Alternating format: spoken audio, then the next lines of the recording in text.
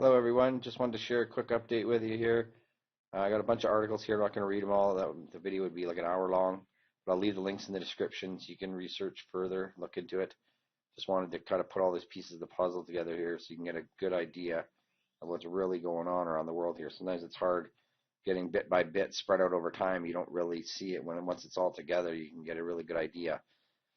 So this is just the most recent article here. Russia warns Norway over missile defense plans. So NATO and Russia are trying to get now Norway on board. They already got Poland. They already got Romania. So now they're trying to expand here. We've got troops in Norway. They've got troops just arriving in Estonia and equipment, and now in Poland. So I'll go over these articles quickly here. Norway risks facing Russian military power if it joins NATO missile network. Norway's possible inclusion in NATO's European missile defense system will inevitably prompt Russia to respond in kind, Russian ambassador to Norway told the Norwegian state media network. And this is just from a couple days ago. Sweden preparing hundreds of nuclear bunkers amid fears of Russian attack. Bunkers are designed to protect people from the shock wave and radiation from a nuclear detonation. And they're also restarting the military conscription starting next year. This is just from the other day. Over 100 NATO military vehicles start arriving in Estonia as part of the biggest deployment since the Cold War. Fully ready to be lethal. U.S.-led NATO battalion to be deployed to Poland. So this is another fast reaction. 1,100 soldiers. And this is not a mission or a cycle of training events to deter aggression. We are fully ready to be lethal. I already made a video on this. Russia calls Romania a clear threat and NATO outpost for hosting U.S. missile shield. This is from about a month ago. Hundreds of U.S. Marines landing in Norway, irking Russia. Norway sends hundreds of troops to the Russian border region as Cold War surveillance pact is revived. Scandinavian country describes this move as historic. This is from a couple months ago. This is from last year. Putin warns Romania and Poland that hosting U.S. missile shield system puts them in Russia's crosshairs. Russia insisted it is not making the first step, but only responding to moves by Washington. And why is U.S. storing new tanks hidden in Norwegian caves? This is just some of the ones just from the last little while. As you can see here, we got Norway, we got Sweden, we got Estonia, Latvia, Lithuania, Poland, Romania. So you got to understand, Russia is getting really pissed off.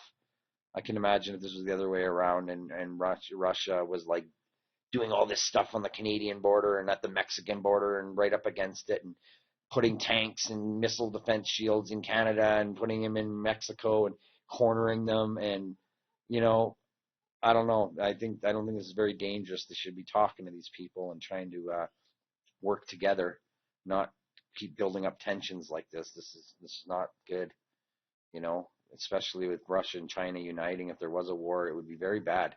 Well, think about it. The United States right now, they can't even win a war in Iraq and Syria and stuff after 10 years. Can you imagine fighting an actual world superpower like Iran, China, and Russia all united? Like, these countries are not like Iraq and Syria. And look at how long this has been dragged out in Afghanistan and everything.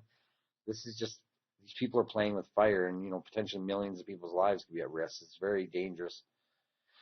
Very unfortunate. I don't know why these people always seem they got to keep egging on new wars and tensions and stuff, and they can't just get along and work, have cooperation.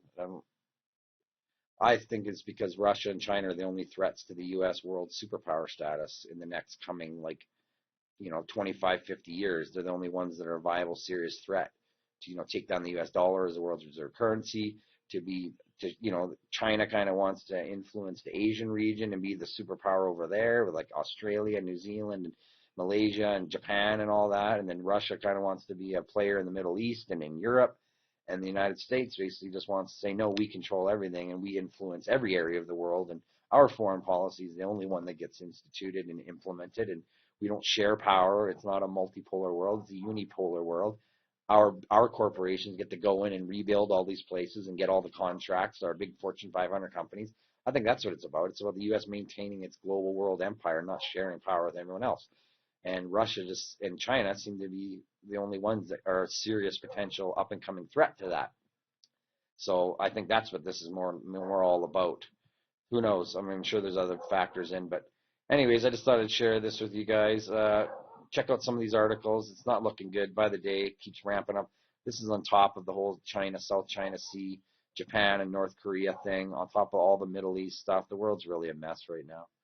And this is just one more front opening up and more tension. So the last thing we need to diffuse and work for peace. But looks like that's not going to happen. Anyways, everyone, thanks for watching. Please let me know what you think. Please like, comment, share, subscribe, and stay safe out there. Have a great week, and God bless. Thanks for watching. Bye.